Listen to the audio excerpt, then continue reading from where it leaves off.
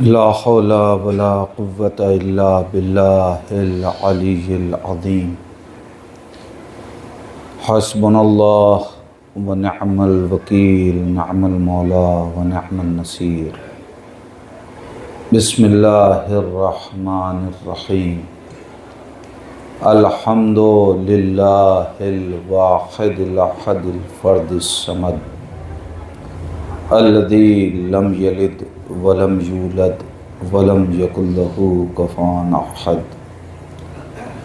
ثم الصلاة والسلام والتحية والإكرام على الرسول الأمي المكي المدني الهاشمي القرشي المطلبي مولانا و مولا الكونين جد الحسن والحسين أبي القاسم المصطفى محمد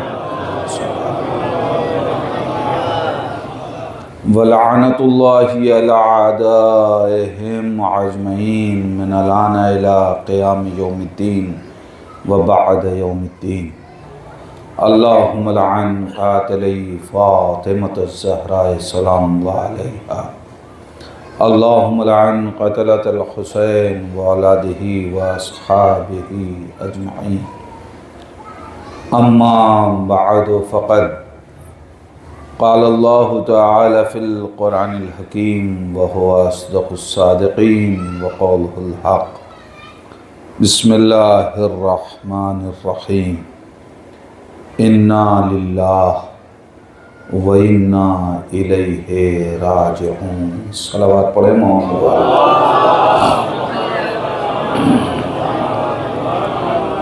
حضرات گزارش ہے ایک بار سورہ حمد اور 3 مرتبہ سورہ اخلاص کی تلاوت فرما کر مرحوم و مغفور جناب حسین عسکری عابدی صاحب ابن جناب محمد عسکری صاحب کی روح کو اظہار فرما.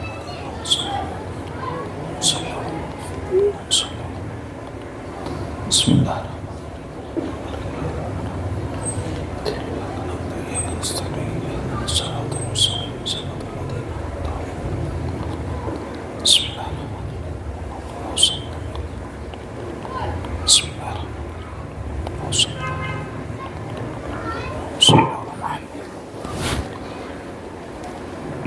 مرحوم کی ترویع روح اور اپنے اپنے مرحومین کے ایصال ثواب کے لیے مل جل کے صلوات پڑھیں محمد والے صلی اللہ علیہ محمد. اذان ایمان، آج کی اس مجلس کے لیے چونکہ مناسبتیں کئی تھیں لہذا عنوان بھی مختلف بنائے جا سکتے ہیں. اٹھنے والا ایک شفیق باپ تھا، لہذا والدین کی عظمت کو عنوان بنایا جا سکتا تھا. مرنے والا ایک بہترین سوزخان تھا. خود تاریخ مرثیہ یہ ایک عنوان بن سکتا ہے اس مجلس کے لیے. اور کیا شرف سوزخانوں کو، مرثیہ خانوں کو ائمہ کی جانب سے عطا ہوا. میں اکثر و بیشتر کہا کرتا ہوں، اس منزل پہ رک کے ایک بات کہہ کے آگے بڑھوں گا کہ یاد رکھیے جس طریقے سے مسجدوں میں اذان دینے والا جب اذان دیتا ہے اور اس کی آواز کو سن کے نمازی مسجد میں آئے تو شریعت کہتی ہے کہ کہ چونکہ اس کی آواز اذان اسے مسجد تک لائی ہے، لہذا اس کی نماز میں اس کے ثواب کا بھی حصہ ہے، جس کی آواز اسے مسجد تک لائی ہے۔ تو پھر مجھے کہنے دیجئے، یہ سوزخان نہیں ہیں، یہ مؤذن عزائے حسین ہیں۔ ان کی آوازوں کو سن کے جو بھی مجلس حسین میں آ رہا ہے، جو ثواب اسے مل رہا ہے، اس ہر ثواب حاصل کرنے والے عزادار کے ثواب کا حصہ بنتے ہیں وہ مؤذن کہ جو سوزخانی کے طور پہ۔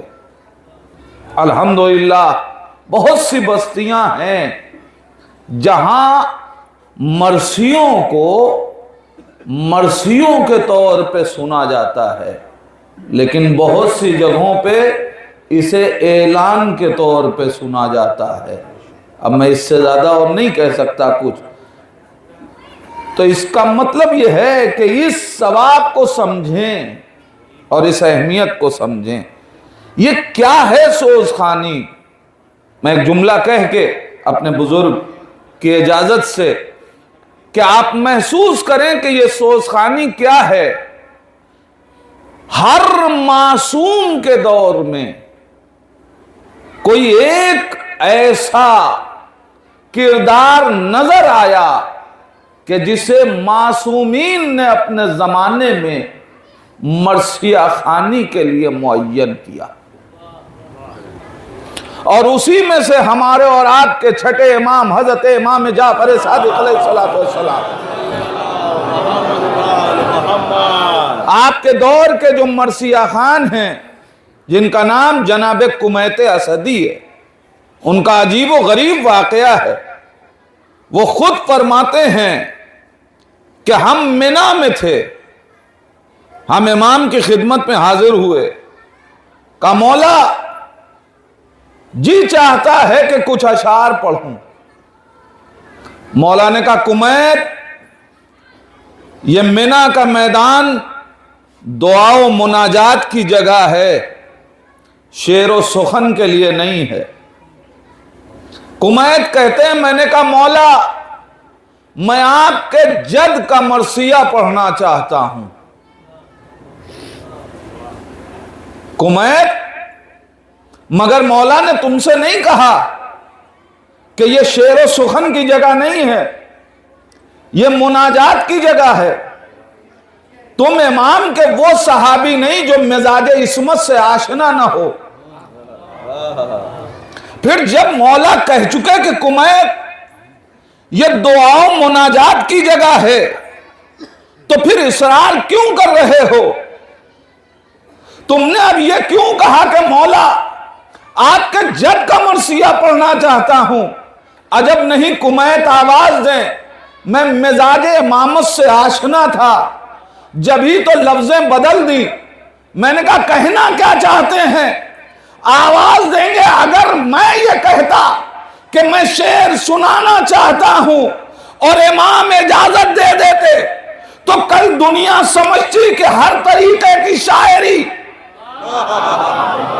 منا کے میدان میں پڑھی جا سکتی ہے۔ میں سمجھ گیا کہ امام نے اجازت کیوں نہ دی، امام چاہتے ہیں کہ وضاحت ہو جائے کہ ہر شعر مرثیہ آل محمد کا مقابلہ نہیں کر سکتا، لہذا میں نے آواز دی مولا آپ کے جد کا مرثیہ پڑھنا چاہتا ہوں۔ اور پھر اب امام کہتے ہیں کمیت ٹھہرو، یہ خیمہ چھوٹا ہے، یہ خیمہ چھوٹا ہے۔ امام بنفس نفیس اٹھے، خود اپنے ہاتھوں سے ایک بڑا خیمہ نصب کیا۔ عزیزان ایمان، اس کا مطلب ایک بات اور پتہ چلی کہ عزاخانے بنانا یہ سنت اہل بیت ہے۔ امام نے خود ایک خیمہ نصب کیا، نصب کرنے کے بعد امام نے بلایا اپنے خادم کو، کہا جاؤ اور جا کے آل محمد کے گھرانے کی خواتین سے کہو، ایک پردہ بیچ میں حائل کیا، کہا جا کے خواتین سے کہو کہ مجلس حسین ہونے جا رہی ہے، آئیں شرکت کریں۔ عزیزان ایمان، امام نے اس عمل سے پھر پیغام دیا کہ یاد رکھنا جو مرتبہ دعا و مناجات کا ہے وہی مرثیہ حسین کا ہے۔ ورنہ جب امام یہ کہہ چکے تھے کہ یہ دعا و مناجات کی جگہ ہے تو پھر یہ کہنے کی کیا ضرورت تھی؟ پھر اس مقام پہ مرثیہ پڑھوا کے امام نے بتایا، اور اب جب کمیت نے مرثیہ پڑھا، عجب دعا دی ہے امام نے، غفر اللہ ہو یا کمیت، اے کمیت اللہ تمہیں بخشے۔ نئی جملہ اس کے بعد کا ہے، ما تقدم وما تأخر من ذنبک، تمہارے جو گناہ ہو چکے انہیں بھی بخشے، جو گناہ ہونے والے ہیں انہیں بھی بخشے۔ عزیزان ایمان، میں صرف اتنا جانتا ہوں کہ اس گھرانے کی دعا رائے گا نہیں ہوتی، اور یہ بات طے ہے کہ اگر ایک زمانے کا امام مرثیہ خانوں کو دعا دے رہا ہے تو شرط اتنی ہے کہ خلوص پیدا کرو، اس زمانے کا امام بھی تمہارے لیے دعاؤں کو ہاتھ بلند کرے گا۔ ایک صلوات پڑھ دے محمد وآلہ۔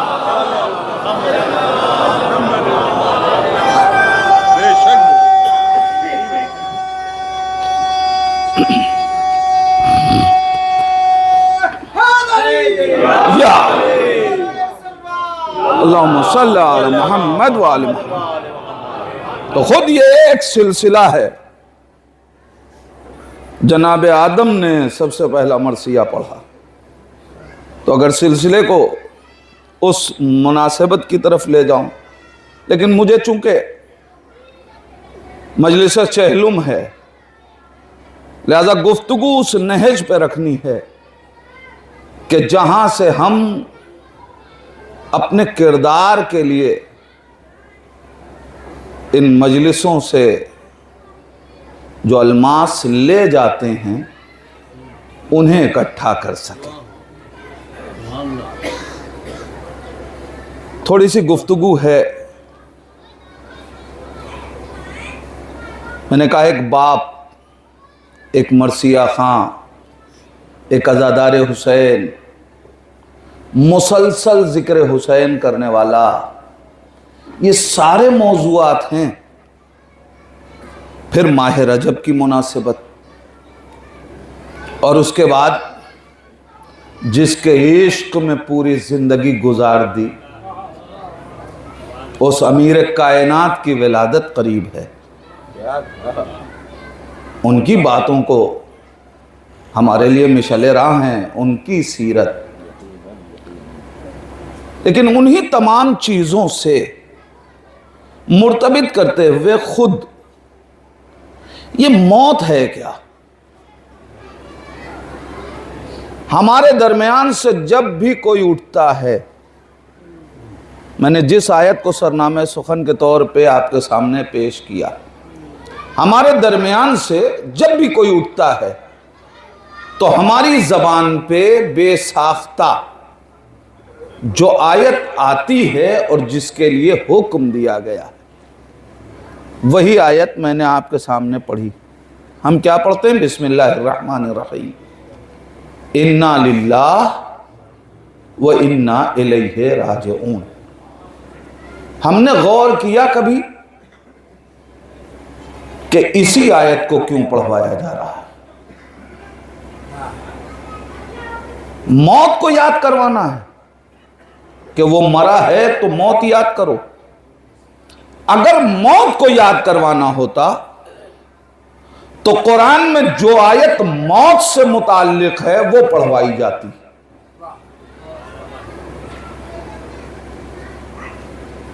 کیا قرآن میں اس سے متعلق کوئی آیت نہیں ہے؟ وہ بھی سب کو یاد ہے.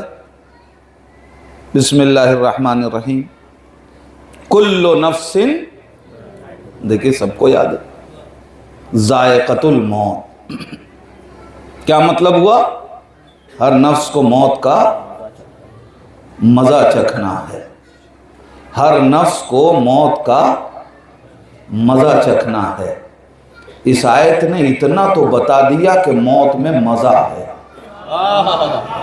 میں کیا کہہ رہا ہوں عزیزان ایمان، اس کا مطلب یہ ہے کہ موت میں مزہ ہے. اب جو لوگ یہ کہتے ہیں کہ ہمارے لیے قرآن کافی ہے، ہم ان سے کہنا چاہتے ہیں کہ ہمیں قرآن سے موت کا مزہ بتاؤ. بھائی کیا کہنا، واہ واہ واہ واہ، بھئی قرآن کہہ رہا ہے نا کہ کل نفس ذائقۃ الموت، موت میں اس کا مطلب مزہ ہے. تو پھر قرآن کی آیت سے بتاؤ کہ موت کا مزہ کیا ہے.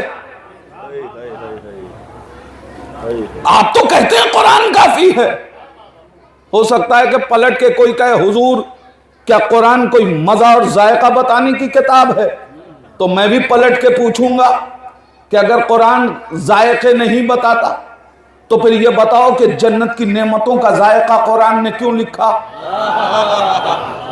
اب جملہ آپ کے حوالے کروں، میاں جس جنت میں سب کو نہیں جانا ہے اس کا ذائقہ تو قرآن بتائے، اور جو موت سب کو آنی ہے بھائی سبحان اللہ سبحان اللہ، واہ واہ واہ واہ، اس کا ذائقہ کیوں نہیں بتا رہا ہے قرآن؟ تو پھر یاد رکھیے گا کہ ہر چیز قرآن نہیں بتائے گی. اس لیے کہ ایک صلوات پڑھیں محمد و آل محمد پر، تشریف لائیں.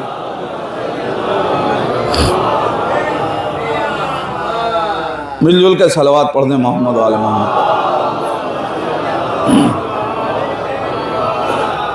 دیکھیں کبھی کبھی مجلس جو ہے نا وہ ہم لوگوں کے لیے، مطلب ممبر پہ آنے والے ہم جیسے کم علم لوگوں کے لیے پھر مجلس نہیں ہو پاتی، وہ درس ہو جاتا ہے. جب بزرگ سننے کے لیے بیٹھے ہوں تو پھر وہاں مسئلہ دوسرا ہوتا ہے. مگر میں 2-3 صفوں سے آگے دیکھوں گا، اس سے پہلے نہیں دیکھوں گا تاکہ مجلس کی کیفیت میں رہے. صلوات پڑھیں محمد و آل محمد.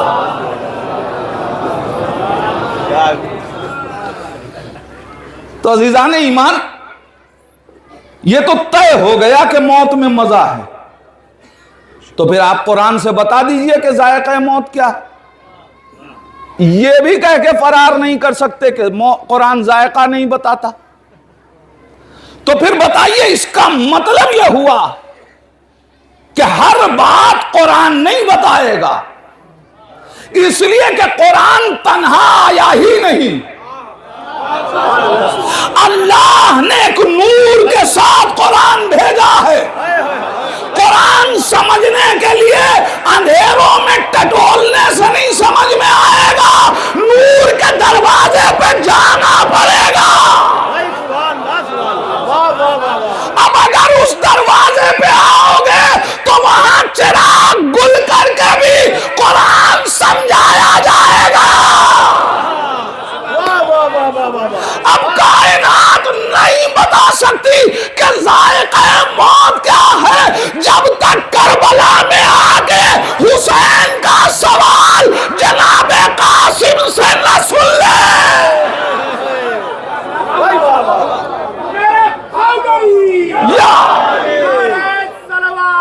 اللہم صلی علی محمد. جناب قاسم بتائیں گے ذائقہ موت کیا ہے، اور عجب جواب ہے اور عجب سوال ہے. سوال معصوم کا ہے تو ظاہر ہے پھر صرف ترجمے کی حد تک تو بات نہیں ہوگی. امام نے جناب قاسم سے پوچھا، یا بنیا کیف الموت عندک، امام اگر صرف اتنا پوچھتے کہ موت کا ذائقہ کیا ہے، موت کیسی ہے، اور قاسم جواب دیتے تو ہم سمجھتے کہ سب کی موت کا ذائقہ یہی ہے، مگر امام نے ایک شرط لگائی، اندک، یعنی یہ اس کا نظریہ ہے جو کربلائی ہو، ہر ایک کی موت کا ذائقہ نہیں ہے۔ قاسم یہ بتاؤ جو کربلائی ہو اس کی موت کا ذائقہ کیا ہے؟ جناب قاسم نے بتایا اہلا من العسل، شہد سے زیادہ شیریں ہے، تو ہم کربلائیوں کو جناب قاسم سے اپنی موت کا ذائقہ مل گیا۔ اب آپ جا کے اپنوں سے پوچھئے،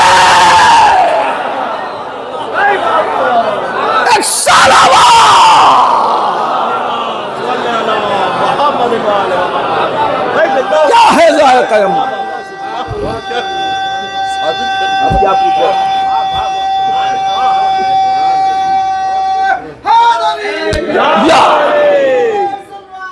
اللہم صلی علی محمد وعلی محمد۔ مجھے گفتگو اس آیت پہ کرنی ہے، مگر اب یہاں آ گیا ہوں تو ایک جملہ اور کہوں گا۔ یہ بتائیے ذائقہ بتانے کا حق کس کو ہے؟ آسان باتوں سے تو گزر گئے، اب یہ ذرا مشکل ہے۔ ذائقہ بتانے کا حق کس کو ہے؟ جس نے اس چیز کا ذائقہ لیا ہو، اور ذائقہ اس کا پوچھا جا رہا ہے جو چکھ لے تو بتانے کے لائق نہ ہو۔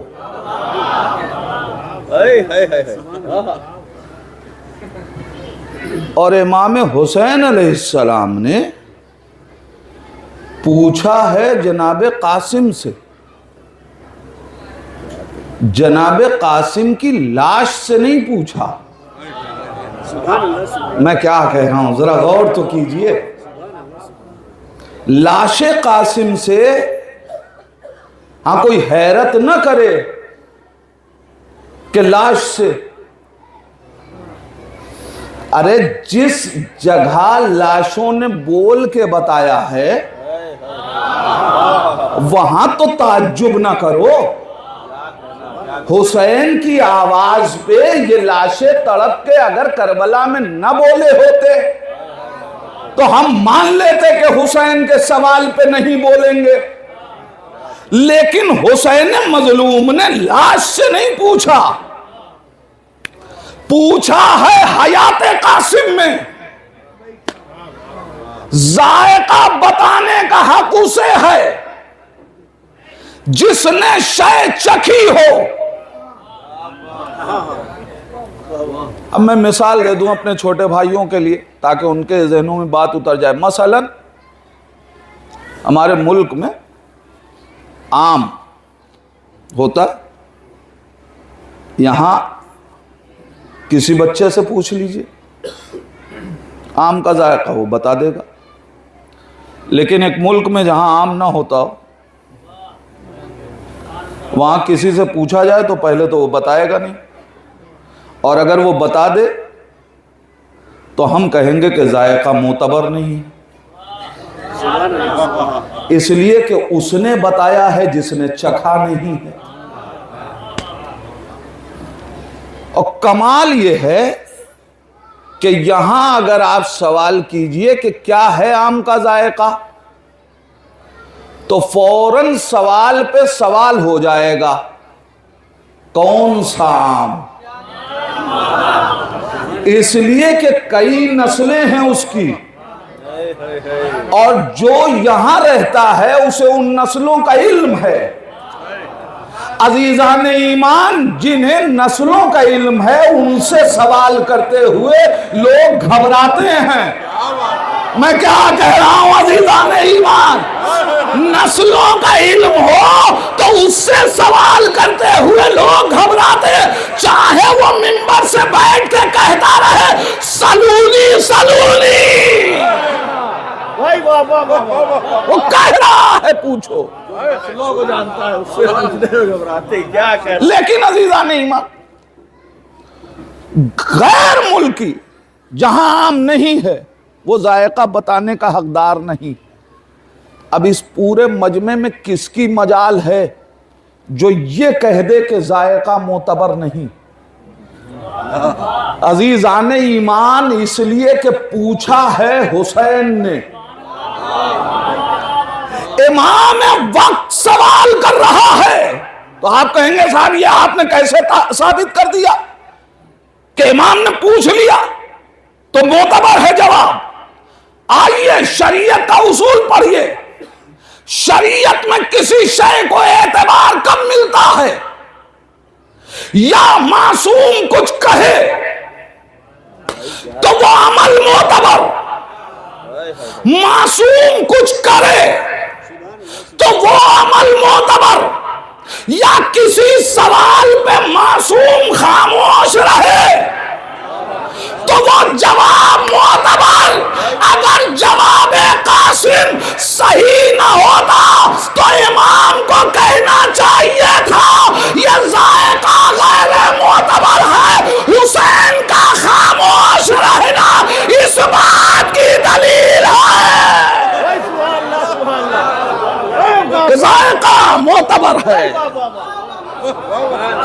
ذائقہ معتبر ہے۔ کیا کہنا بھائی، کیا کہنا؟ بتانے کا حق اسے ہے کہ جس نے چکھا ہو۔ اب آپ کو موقع بھی ملا تو آپ نے نہ پوچھا تو یہ آپ کا قصور۔ آپ کہیں گے کیا مطلب؟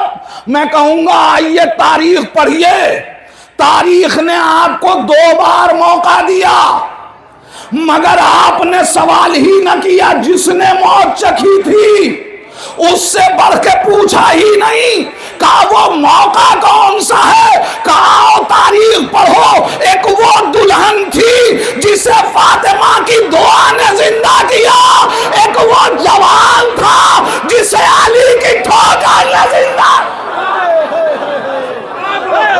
ایک سالبہ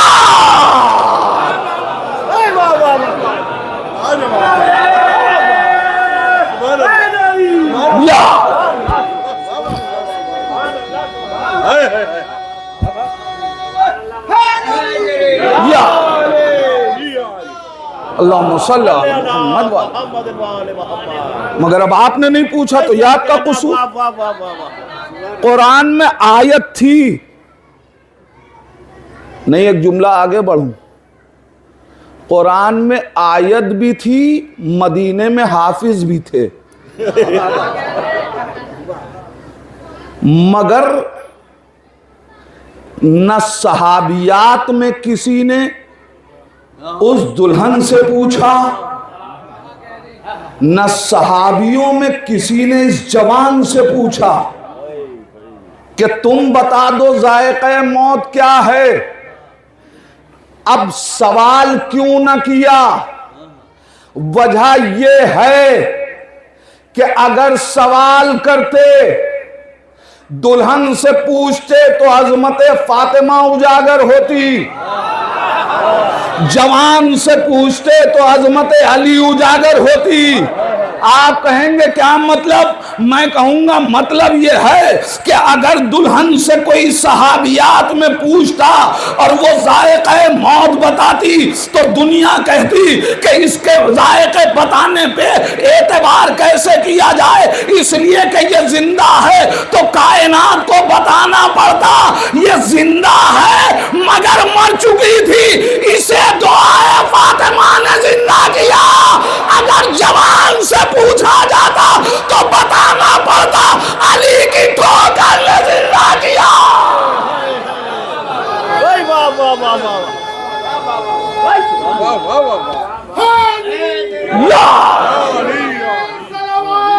اللہم صلی علی محمد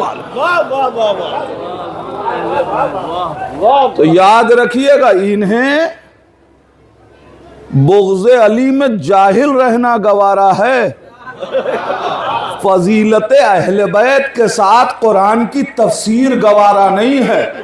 ایک صلوات پڑھیں محمد و آل محمد پر۔ تو یہ آیت موجود تھی، یہ آیت موجود تھی، مگر کسی نے نہیں پوچھا، نہ کوئی ذائقہ موت، نہیں، اس آیت کو نہیں پڑھوایا گیا، یہ نہیں کہا گیا کہ موت کے وقت اس آیت کو پڑھو۔ مسلمانوں سے کہا جاتا کہ موت یاد کرنی ہے تو یہ آیت پڑھو، اس کا مطلب موت نہیں یاد دلانی ہے۔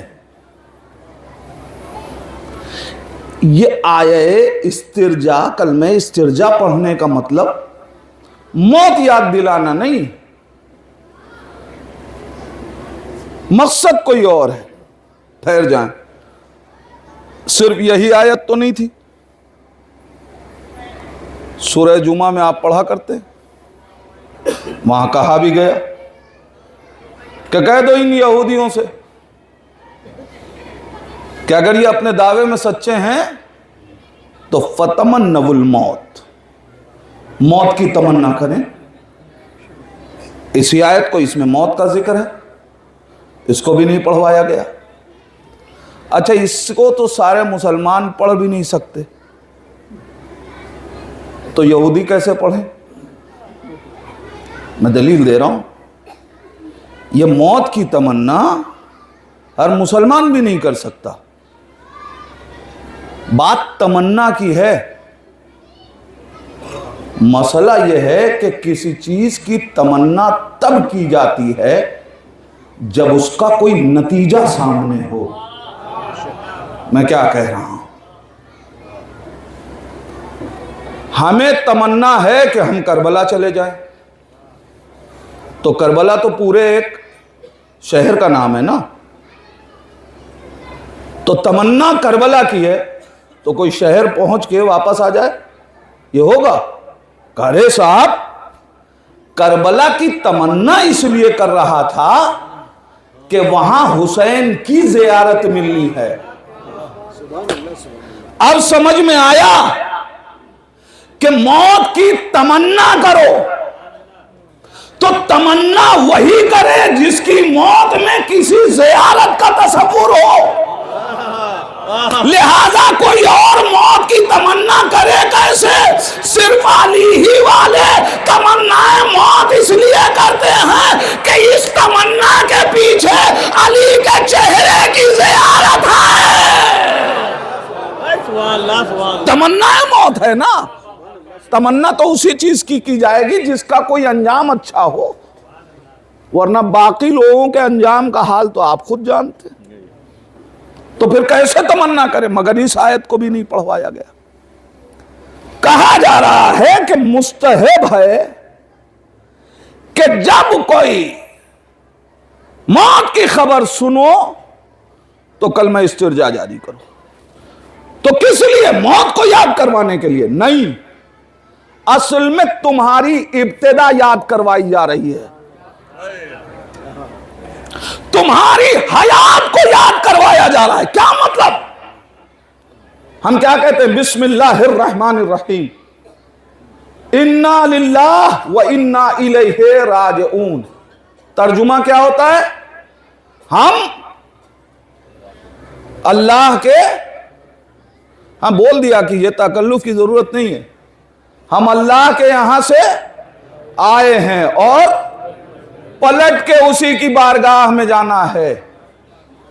حضور یاد رکھیے گا، علماء افاضل بیٹھے ہیں، یہ تائید کریں گے، یہ اس آیت کے آدھی آیت کا ترجمہ ہے، مکمل آیت کا ترجمہ یہ نہیں ہے۔ اس لیے کہ انا للہ کا ترجمہ یہ ہے ہی نہیں کہ ہم اللہ کے یہاں سے آئے ہیں۔ انا للہ، ہم اللہ کے لیے ہیں۔ تو مولانا یہ کہاں سے آ گیا کہ ہم اللہ کے یہاں سے آئے ہیں؟ اصل میں راجعون کا معنی اس وقت تک کیا ہی نہیں جا سکتا، پلٹ کے اس کی بارگاہ میں جانا ہے۔ یہ لفظ راجعون جو ہے اسی کے اندر یہ پوشیدہ ہے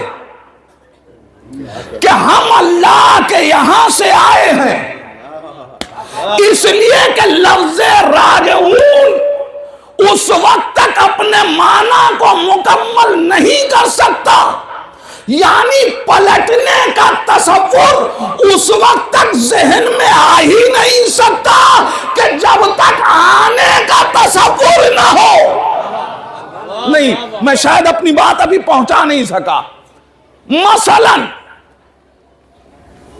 میں ابھی بنارس سے یہاں آیا، اگر علی گڑھ سے میں دلی کی طرف چلا جاؤں تو کوئی یہ نہیں کہہ سکتا کہ پلٹ کے دلی گئے ہیں۔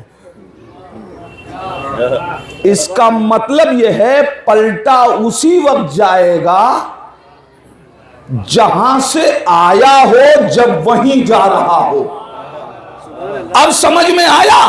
اللہ اس آیت کو پڑھوا رہا ہے کہ انا للہ و انا الیہ راجعون، تم اللہ کے لیے ہو، اللہ کے یہاں سے آئے ہو، پلٹ کے اسی کی بارگاہ میں جانا ہے۔ اس کا مطلب یہ ہے کہ خدا چاہتا ہے کہ دوسروں کی موت پہ تم اپنے آنے کو بھی یاد کرو، پلٹنے کو بھی یاد کرو۔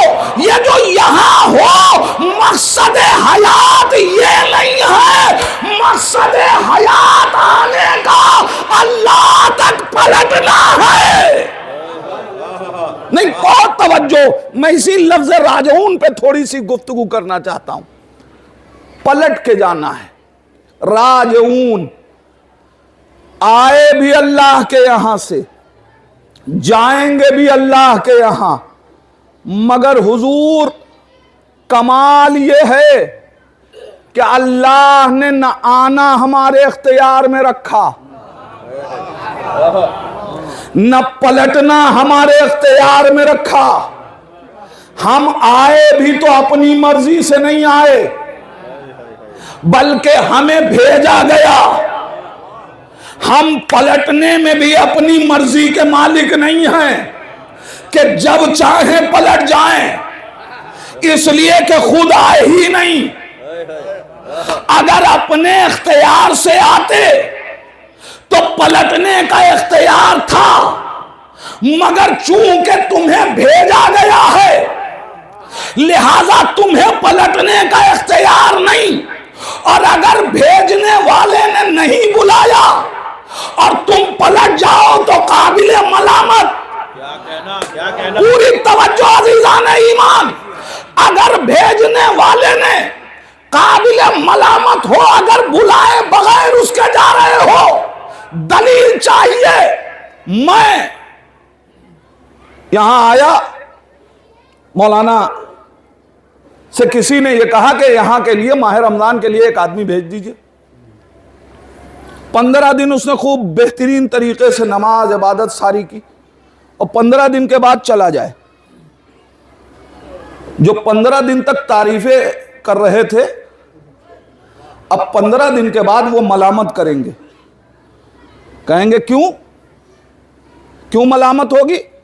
کہا حضور جس مقصد کے لیے بلایا تھا وہ پورا نہیں ہوا۔ آپ 1 مہینے کے لیے کسی کو بلائیں یا بھیجا جائے تو اس کا مقصد ہو۔ اللہ اتنی بڑی زندگی بغیر مقصد کے دے رہا ہے تو پہلے اس سے پوچھئے پروردگار ہمارے آنے کا کیا مقصد ہے؟ تو اللہ نے کہا ہم نے جن و انس کو نہیں پیدا کیا مگر اپنی عبادت کے لیے، مقصد ایسا بتایا کہ جو مکمل ہونے والا نہیں ہے، اور جب تک مقصد پورا نہ ہو جائے کسی کو پلٹنے کا حق نہیں ہے۔ اگر مقصد پورا کیے کوئی پلٹ جائے تو قابل ملامت ہے، لیکن جو مولانا 15 دن یہاں رہے، اس کے بعد مولانا اعجاز صاحب کا فون آ گیا کہ آپ آ جائیے، اب بتائیے کسی کو حق ہے کہ وہ مولانا کی ملامت کرے.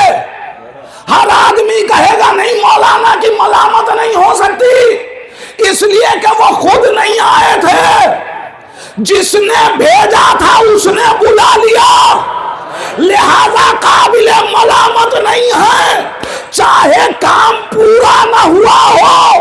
اب سمجھے میرے بھائیوں، اسلام میں خودکشی کیوں حرام ہے؟ اسلام میں خودکشی کیوں حرام ہے؟ اس لیے کہ تم خود سے نہیں آئے، تمہیں بھیجا گیا ہے. یا تو مقصد پورا کر کے پلٹو. تو مقصد عبادت ہے، کبھی پورا نہیں ہو سکتا، تو تمہیں پلٹنے کا حق بھی نہیں. جس نے بھیجا ہے وہ بلا لے، اب چاہے پہلے دن بلا لے، تب بھی تمہیں حق نہیں ہے کہ تم ملامت کرو. نہ جانے والے کی ملامت کر سکتے نہ بلانے والے کی، اس لیے کہ اس نے تم سے پوچھ کے نہیں بھیجا تھا، لہذا اس نے بھیجا وہ جب چاہے بلا لے. اب میں جملہ آپ کے حوالے کر رہا ہوں، اگر کام پورا نہ ہو اور کسی کو بھیجا جائے وہ پلٹ جائے تو قابل ملامت ہوتا ہے. ہم بھی تو یہی کہتے ہیں کہ اگر آپ جنگ کے میدان میں خود گئے ہوتے تو ہم ملامت نہ کرتے، مگر آپ کو نبی نے بھیجا تھا تو آپ کو پلٹنے کا حق نہیں تھا. جب تک کام پورا نہ کر لے، جملہ آپ کے حوالے کر رہا ہوں، یہی وجہ ہے کہ علی اس وقت تک میدان سے نہ پلٹے جب تک میدان پلٹ نہ دیا.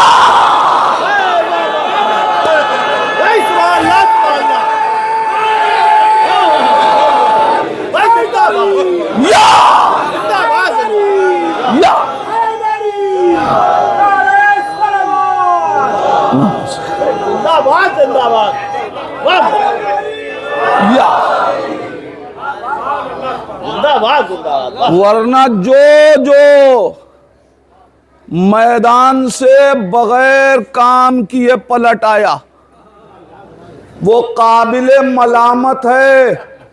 یہ فیصلہ 1400 برس کے بعد ہم نہیں کر رہے ہیں.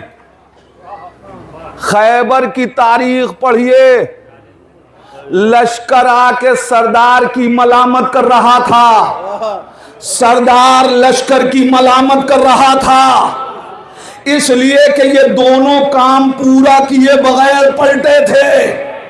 مگر علی کبھی میدان سے نہیں پلٹے جب تک کہ میدان پلٹ نہ دیا. عزیزان ایمان، صرف علی ہی نہیں، علی کا کوئی بیٹا بھی میدان سے تب تک نہیں پلٹا جب تک کہ اس نے میدان نہ پلٹ دیا ہو، چاہے مرحلہ ایک بار میں مکمل ہو یا 7 جنگیں ایک میدان میں کرنی پڑے، کوئی نہیں پلٹا. کیا کہنا، واہ واہ واہ. تو پلٹنا ہے، خود پلٹیں گے تو قابل ملامت. تو یا کام پورا کر کے پلٹے یا بھیجنے والا بلا لے تو پلٹ جائیے. بس ایک بات عرض کروں، بات جلدی سمیٹ دوں. پلٹنا سب کو ہے، جو آیا ہے اسے پلٹنا ہے. یہ بات تو سب جانتے ہیں، جب مرسل اعظم نہ رہے تو پلٹنا تو سب کو ہے. اب جو سوال ہے وہ یہ ہے کہ کیسے پلٹیں.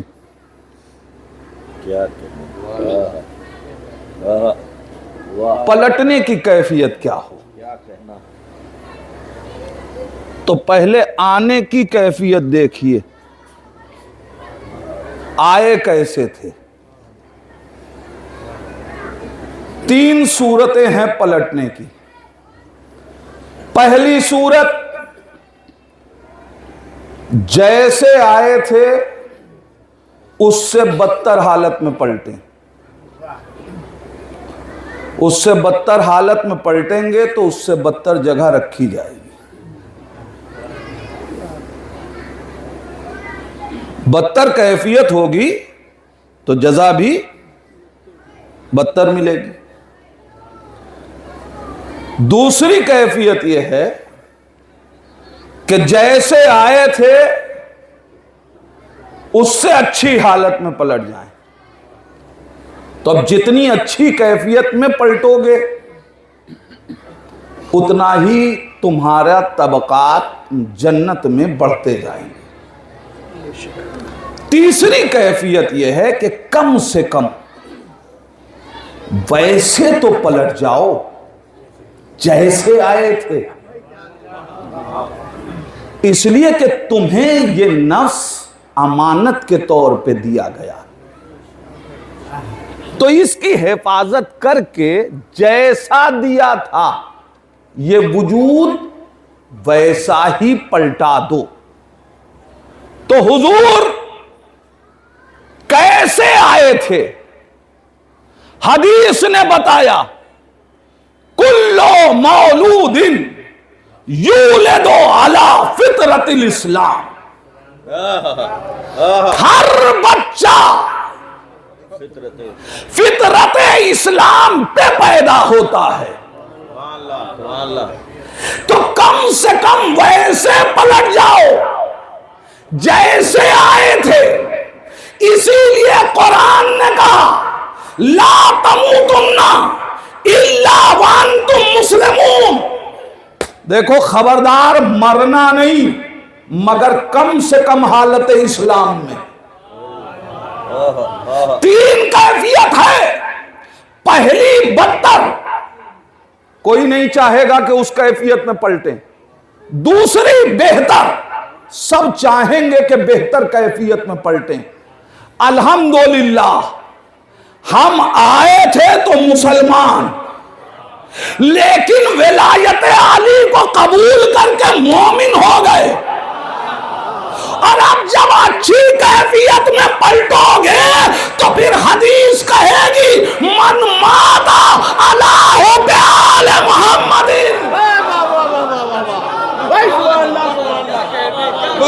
یہ بہترین کیفیت. لیکن حضور سب سے بڑا مرحلہ یہ ہے کہ پہلے ہم یہ دیکھیں کہ آئے کیسے تھے.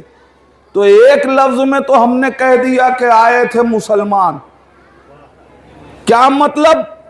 نہیں، ذرا اپنے وجود پہ غور کریں کہ جب ہم آئے تھے تو کیسے تھے. یہ ہاتھ تھا مگر ہاتھوں پہ کوئی گناہ نہ تھا. ویسا ہی پلٹنا ہے نا کم سے کم. زبان تھی، زبان پہ کوئی گناہ نہ تھا. پیر تھے، پیروں پہ کوئی گناہ نہ تھا. اتنا پاکیزہ وجود تھا کہ گھر میں تمہیں معصوم کہا جا رہا تھا. میں کیا کہہ رہا ہوں عزیزان. اتنا پاکیزہ وجود تھا کہ تمہیں لوگ معصوم کہتے تھے. اب پلٹنا ہے تو کم سے کم ویسا تو پلٹے. اچھا کچھ لوگوں نے یہ سمجھا کہ جیسے آئے ہیں ویسے ہی تو پلٹ رہے ہیں. کیا مطلب مولانا؟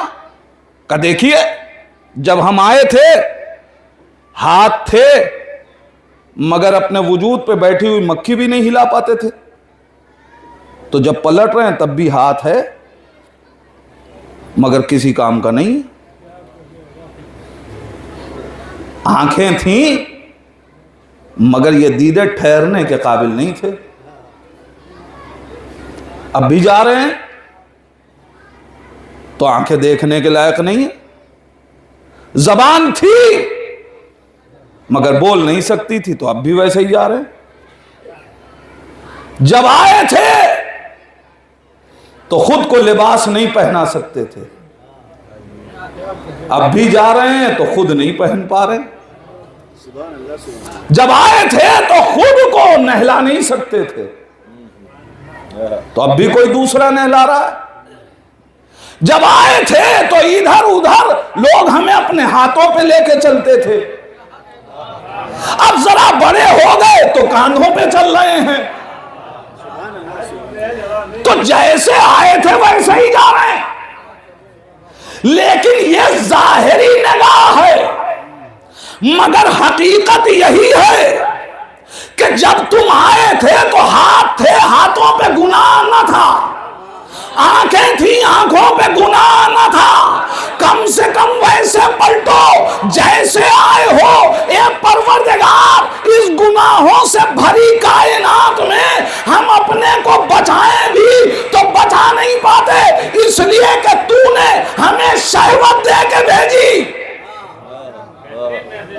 کوئی شہوت دیا ہے۔ پروردگار، ہم چاہیں بھی تو فرشتے تو نہیں ہے کہ ویسے پلٹیں، معصوم بھی نہیں کہ نفس پہ اتنا اختیار ہو۔ پروردگار پھر قوت شہوت دے کے اس کائنات میں بھیجا، اور پھر چاہتا ہے کہ ویسے پلٹ جائیں۔ قدرت آواز دے گی، اگر میں نے تجھے قوت شہوت دی تو میں تیرا خالق ہوں، میں جانتا تھا کہ تجھ سے گناہیں ہوں گی، اسی لیے تو میں نے استغفار بھی رکھا۔ ہم نے توبہ بھی تو رکھی ہے، ہاتھوں سے گناہ ہو، ندامت کے ساتھ میری بارگاہ میں آؤ، میں تمہیں ویسا ہی بنا دوں گا۔ جہاں تمہارے گناہ ہو فوراً میری بارگاہ میں پلٹ کے مجھ سے استغفار کرو، میں ویسا بنانے کو تیار ہوں جیسا بھیجا تھا۔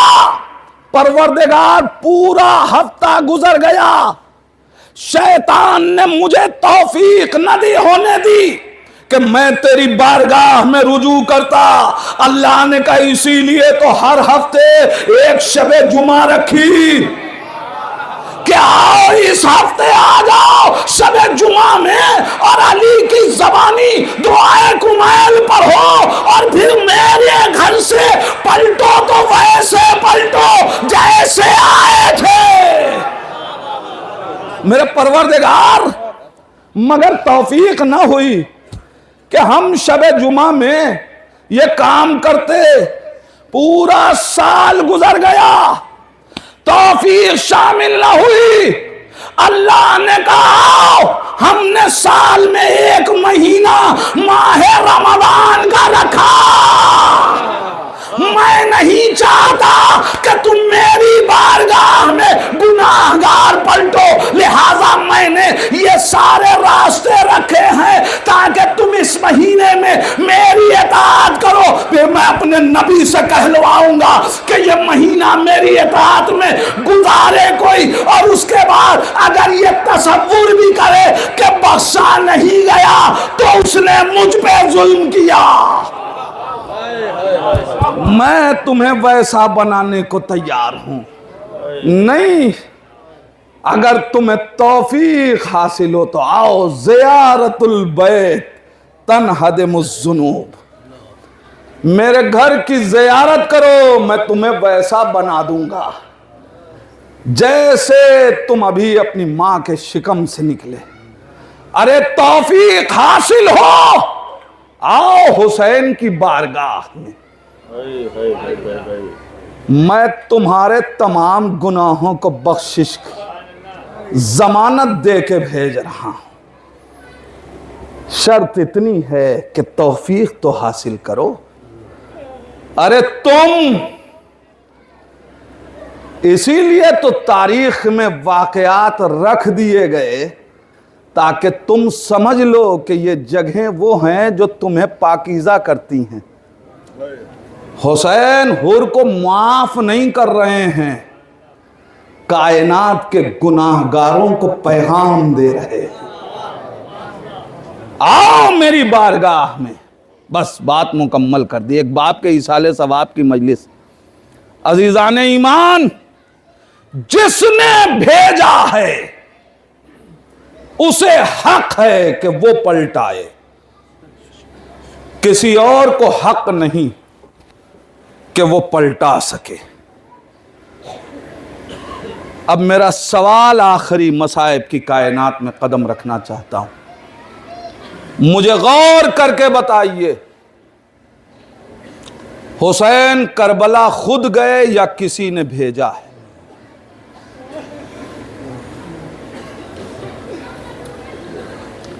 کربلا میں سب کو مقتل تک حسین نے بھیجا، مگر کربلا حسین کو خدا نے بھیجا تھا۔ دلیل چاہیے، دلیل یہ ہے کہ علی اور علی کے بچے میدان سے نہیں پلٹتے جب تک میدان پلٹ نہ دیں۔ یہی وجہ ہے حسین نے جب تلوار اٹھائی تو 3 دن کی بھوک و پیاس میں بھی جس طرف حملہ کر رہے تھے کوئی بچ نہیں پا رہا تھا۔ علمان الحفیظ کی آواز بلند تھی، حسین بھوک کے عالم میں بھی تلوار چلاتے رہے، مگر جس نے بھیجا تھا جب اس نے آواز دی یا ایتھا النفس المطمئنہ،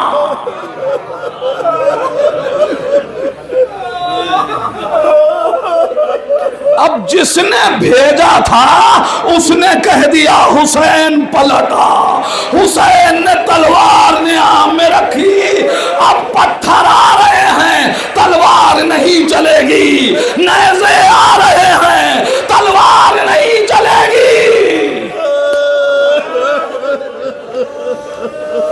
اس لیے کہ جس نے بھیجا ہے اس نے کہہ دیا حسین پلٹا۔ جزاکم ربکم خیر الجزا۔ خدا آپ کو کسی غم میں نہ رلائے سوائے غم اہل بیت کے۔ عزادارو، حسین کا مرثیہ پڑھنا، حسین کی مصیبتوں کو مرثیوں میں ڈھلے ہوئے الفاظ کو پڑھ دینا یہ تو بہت آسان ہے، مگر حسین کے دل سے پوچھو، ارے کبھی علی اکبر کے لاشے پہ مرثیہ پڑھا، یا بنیا علی الدنیا بعد کلفا، ارے کبھی عباس کے لاشے پہ آئے آواز اعلان ان کا سرازاری۔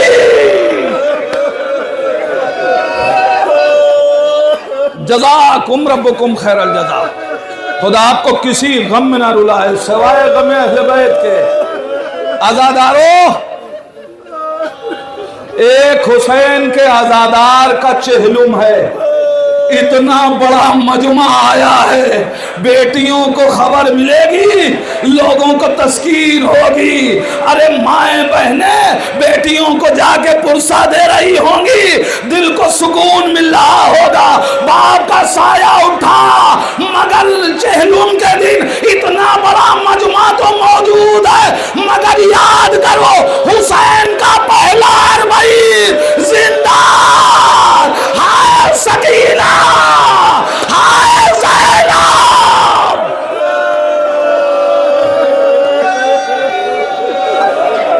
نہ بیٹے کو کوئی پرسہ دے رہا ہے، نہ بیٹی کو پرسہ دے رہا ہے۔ کچھ بہنیں ہیں اپنے بھائی کے غم میں رو رہی ہیں، آج سب انہیں پرسہ دے رہے ہیں، مگر اللہ اللہ حسین کی بیٹی، حسین کی بہن۔ عزادارو، ایک علالت کا زمانہ گزرا، بیٹیاں باپ سے بہت قریب ہوتی ہیں، آپ سنا کرتے ہیں اس روایت کو۔ کسی نے جناب ابراہیم سے، جب جناب ابراہیم نے دعا کیا پروردگار مجھے بیٹی عطا کر دے، کسی نے آ کے جناب ابراہیم سے کہا اے ابراہیم اللہ رکھے آپ کے اسحاق اور اسماعیل جیسے بیٹے ہیں، آپ بیٹی کی دعا کیوں کر رہے ہیں؟ وہ جملہ جناب ابراہیم کا ہے، انہوں نے کہا تھا اس لیے کہ بیٹیاں ماں باپ کے جنازوں کی زینت ہوا کرتی ہے۔ اے عزادارو، جب میں نے یہ دعا پڑھی نا، یہ جملہ پڑھا نا، میں نے ایک دعا کی پروردگار کوئی بیٹی اپنے باپ کے جنازے کی زینت ویسے نہ بنے جیسے شام غریبہ میں سکینہ اپنے بابا کے جنازے کی زینت بنی۔ جزاکم ربکم خیر الجزا۔ خدا آپ کو کسی غم میں نہ رلائے سوائے غم اہل بیت کے حق ماتم ادا کر رہے ہو چاہنے والوں۔ بیٹیاں ماں باپ کے جنازوں کی زینت ہوتی ہیں۔ عزادارو، یہ بیٹیاں بھی رو رہی ہیں، باپ کا جنازہ پہنچا ہوگا سامنے، اس وقت بھی بیٹیوں نے گریہ کیا ہوگا، مگر جانتے ہو عزادارو کائنات کی تمام بیٹیوں میں اور حسین کی بیٹی میں فرق کیا ہے؟ سنو گے عزادارو، کائنات کی تمام بیٹیوں نے اپنے بابا کو کفن میں بھی دیکھا اور جسم پہ سر بھی دیکھا، مگر سکینہ اس بیٹی کا نام ہے ارے جس نے اپنے بابا کو جب مقتل کو رخصت کیا تو اس کے بعد ارے اب جو باپ کو دیکھا تو باپ کا بدن تو موجود تھا مگر سر موجود نہ تھا۔ نہیں، بس آخری جملے مجلس ختم عزادارو، پڑھیے تاریخ سکینہ، مظلومیت سکینہ کا احساس کریں گے۔ آخری بار بیٹی نے اپنے باپ کو جب دیکھا تو وہ عصر عاشور تھی، جب حسین رخصت کو آئے تھے۔ بیٹی خدا حافظ، آخری موقع تھا جب سکینہ نے اپنے بابا کو اس عالم میں دیکھا کہ جسم بھی تھا اور سر بھی تھا، مگر عزادارو اس کے بعد جتنی مرتبہ یہ بیٹی اپنے بابا سے ملی، جسم ملا تو سر نہ ملا، سر ملا تو جسم نہ ملا۔ شام غریبہ میں سکینہ کو بابا کا جسم ملا مگر سر نہ ملا۔ دربار یزید زندان شام باپ کا سر تو ملا جسم نہ تھا۔ بیٹی نے منہ پہ منہ رکھا، اے بابا تمہارے بعد تماچے مارے گئے، اے بابا سکینہ ستائی جائے۔ انا للہ وَإِنَّا إِلَيْهِ رَاجِعُونَ۔ رضاً بقضائه وتسلیماً